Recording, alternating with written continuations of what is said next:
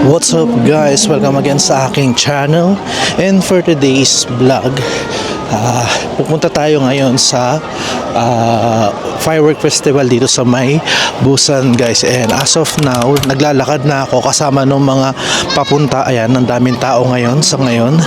Kung makikita natin, kung last week nagpunta tayo ng Seoul para sa Nami Island at kasama ko dun yung kapatid ko, and this time pupunta tayo na mag-isa dito sa may Busan guys, sa may Kuang Ali Beach, particularly yung firework festival na magaganap.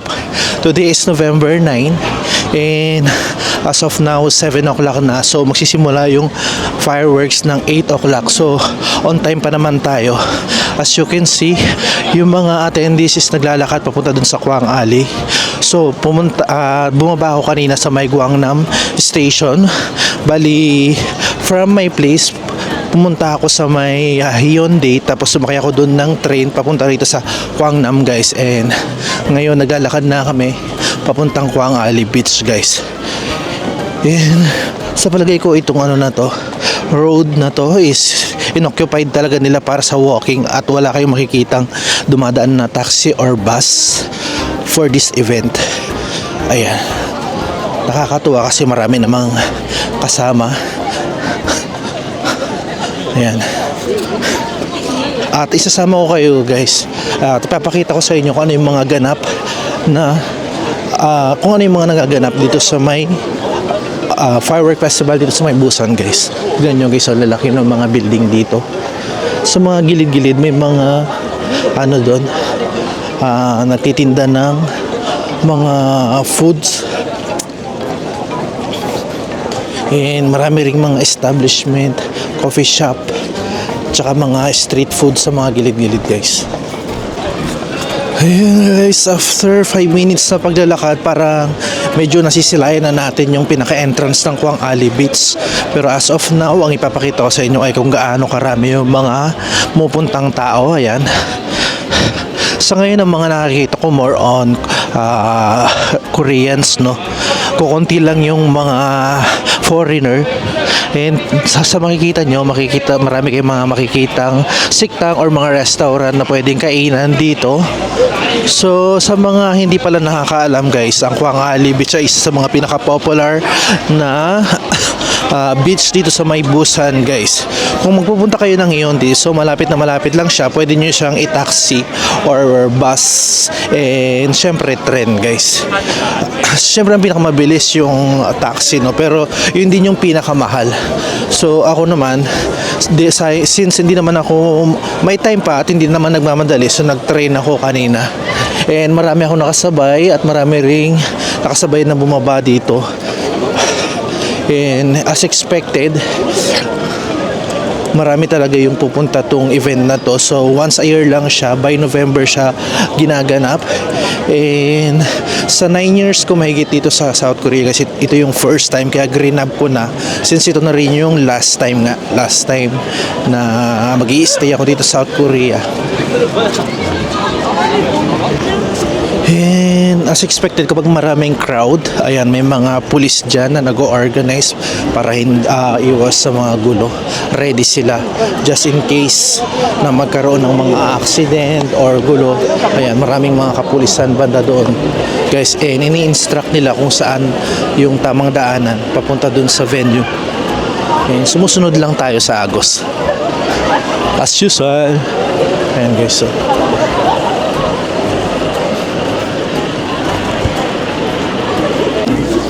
finally, papasok na tayo guys, and makikita nyo may dalawang line, and papasok na tayo sa may Kuang Ali Beach mismo. Kaya may mga ginawa silang ganyan para mas organize yung pagpila-pila. Sa wakas, medyo okay pa naman yung panahon, kaya yung suot ko hindi pa ganoon kakapal. Tamang-tama lang, kumbaga para ka lang naka-aircon, di ba? Binuksan na naman yung aircon dito sa South Korea guys. Ayan, merong dito, convenience store na pwedeng pagbilihan dyan, tapos mga restaurant, napakarami, no? Dahil nga tourist spot tong lugar na to, kaya hindi talaga mawawala yan, no? Oops, sana naman tayo.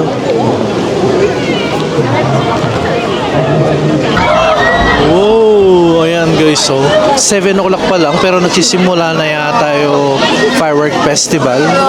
Eh, nasa bungad pa lang kami, hindi pa kami asin nakakapasok.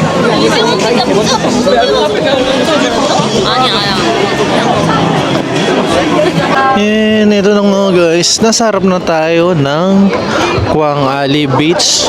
So, yan. May mga booth dyan na nakalagay para sa may Busan Bank Ticket Exchange. Tapos kung makikita nyo, yung mga ibang tao, dito na sila sa kabilang daan, nakaabang nung fireworks. Ayan, ang dami nanonood. Grabe oh. Tapos kung makikita natin, no, mayroong mga professional camera doon. Kung nakikita nyo sa may bandang 4th floor, para dito, para i-shoot yung fireworks. Kanina nagpatikim lang pala sila. Kasi sa ngayon, 7 o'clock pa lang. Kaya naman, mayroon pang 1 hour para dun sa pagpapaputok ng mga fireworks talaga. So, mayroong bayad yung ano dito, pagpasok dun sa mismong Quang Ali. Kung makikita natin, ayan, dito bibili ng ticket, papasok sa loob. Pero yung iba, dito na sila nag-aabang nung fireworks. Kaya ang daming tao. Grabe. Talagang nag-ano sila ng perfect location, no, para maano yung ano talaga.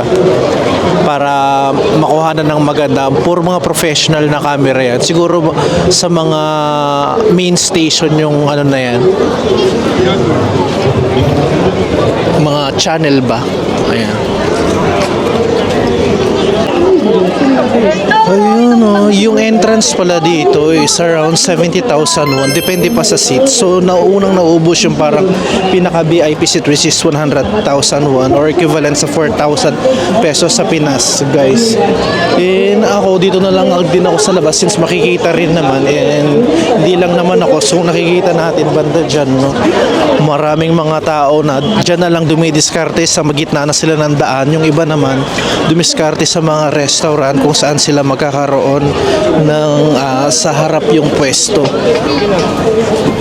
So kung makikita natin, ayan, mayroong ano dito, harang dito. So yung mga nagbayad ng seats, nandyan sila sa loob. And syempre yung mga, hindi naman lahat ma-occupy at mabilis na sold out yung ticket, guys. At maraming gustong makapanood na mas maganda, na mas komportable yung seats nila kaysa yung ano. Ayan ang paputok na yata. Guys, magsisimula na. Let's go!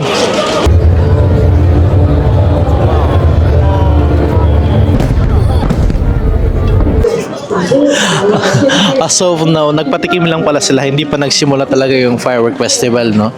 And marami pa rin yung mga naglalakad-lakad na naghahanap ng magandang pwesto.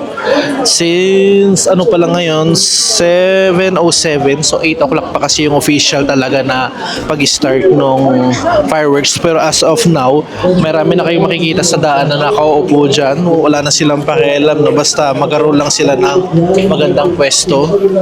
And as of now, nakiupo na lang din ako sa may harap. And minamasdan ko yung mga naglalakad-lakad. Maganda rin palang diskarte, no? Pupunta ka ng maaga dito. Tapos pumunta ka sa mga cafe, like meron kayong makikita banda doon. Pascucci yata ang tawag, cafe siya. So yung mga ibang nag-attend, nandoon sila. Doon sila nakapwesto. Maganda nga naman yung pwesto nila at the same time.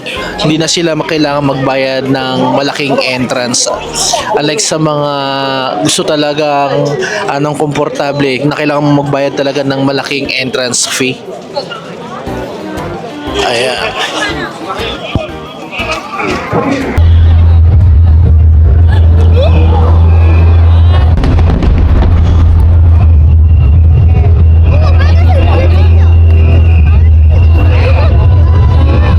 Nag-i-start na, guys. Nakatayo tayo dito sa may gitna ng daan kasama yung mga ibang nanonood. Ayan, ayan siya.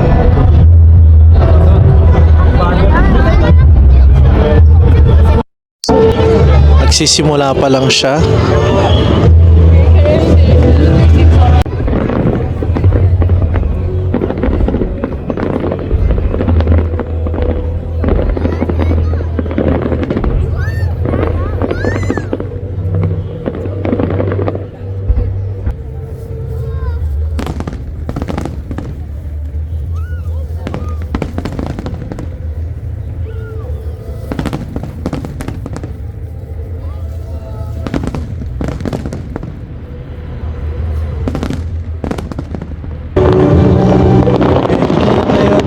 nasa 10 minutes na pero nag-ano pa rin yung fireworks. And as you can see, yung mga nandun lahat ng attention, napakaraming tao na nanonood.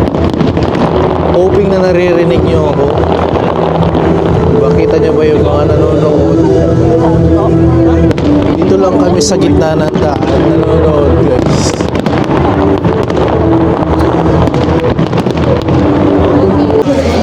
Ayun, natapos yung first 15 minutes na pagpaputok ng mga fireworks. Hindi ko alam kung may katuloy pa to since yung mga tao hindi pa naman nagsisialisan talaga. And talagang mamamangha ka sa ganda ng mga fireworks na pinaputok dito, no? And as you can see, dito, kung papakita ko sa inyo, merong ini-interview dito. This was KBS News, isa sa mga sikat na news channel dito sa may South Korea, guys. Siguro ini-interview nila yung mga attendees kung ano yung masasabi nila dito sa festival na nagaganap dito ngayon sa may Kuang Ali Beach, guys. So, medyo lumayo-layo lang ako ng konti para hindi mailang yung mga tao. Kasi pag may mga nakikita sila nagbi-video or nakukuhanan sila, naiilang sila at hindi naman talaga allowed na kuhanan sila. As long as possible is ako lang yung nakikita dapat dun sa camera, guys. So minsan pahapyaw lang yung pinapakita ko sa kanila para hindi ma-focus sa mga mukha nila. Kasi dito, guys, kapag kinuhanan mo sila, kailangan may permission nila. Hindi yung basta-basta kinukuhanan mo lang yung mga Korean. Pwede ka kasing magkaroon ng kaso or ireklamo. Siyempre, kumbaga privacy nila yan. Hindi naman lahat gustong nakukuhanan ng camera or nakikita sa mga kumbaga private ba sila. Yun, guys, habang naglalakad tayo, sa dami-dami ng mga tao, guys, nakasalubong natin yung mga kaibigan natin. Si Christian tsaka si Roy, ayan. Biruin mo, makita-kita pa kami sa haba-haba ng daan na to at sa dami ng tao. Small world. Diba? Maghanap tayo ng pwesto. Pwede siguro dito, no? Doon sa may harap ng ano. Ayan. Marami pa rin mga nakaupo. Kanina pinagbawalan na yung mga yan eh. Ha? Actually, pinagbawalan na yung mga yan. Sabi ng mga pulis kanina, dangerous kapag ano, pwede silang maano ba? Baka magkaroon ng stampede, ganon. Let's go.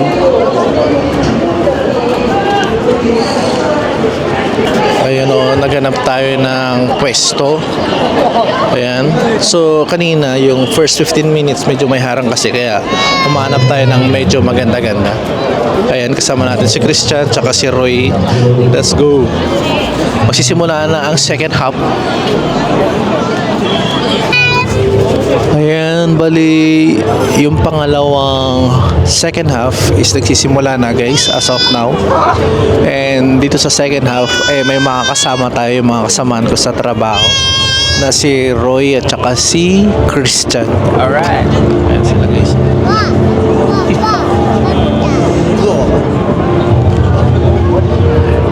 Enjoy, guys.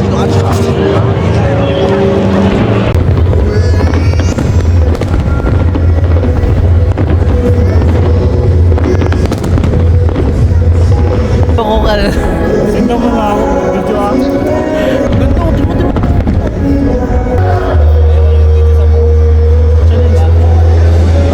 Mas maganda lang din sa mata eh.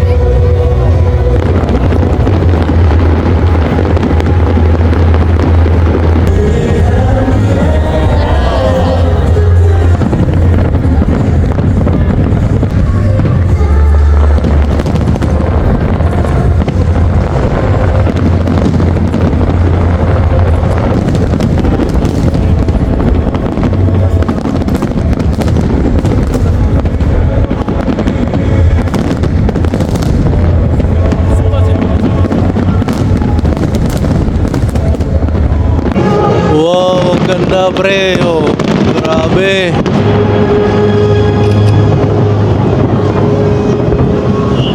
Solid, no?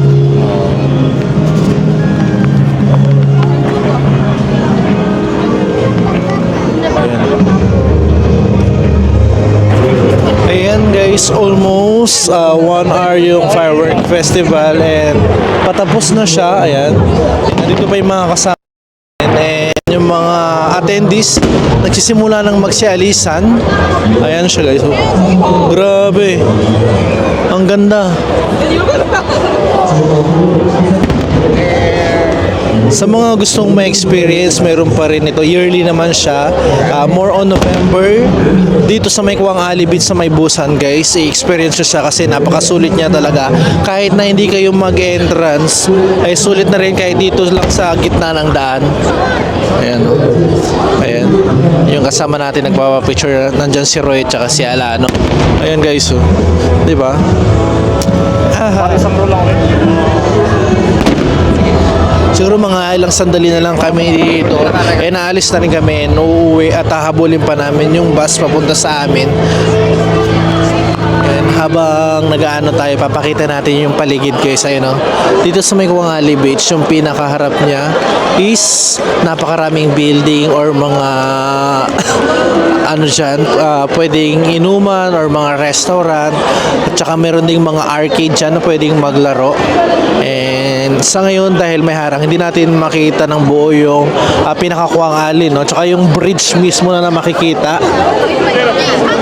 Ayan. Done.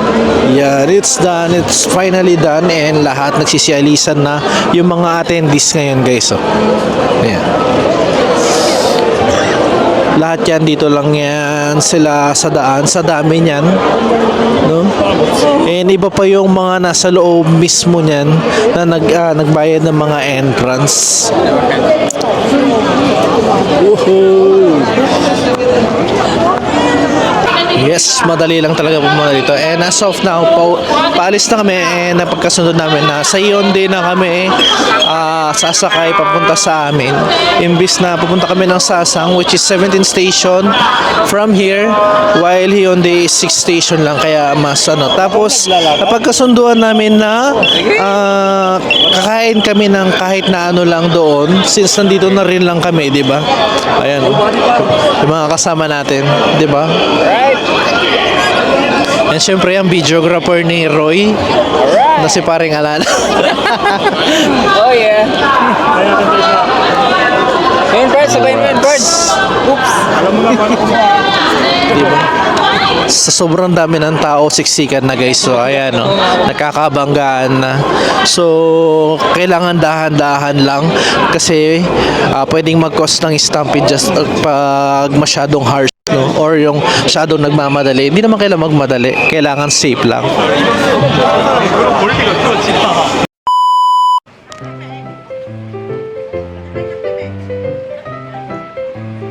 Malayo pa yung Metro City. Roy.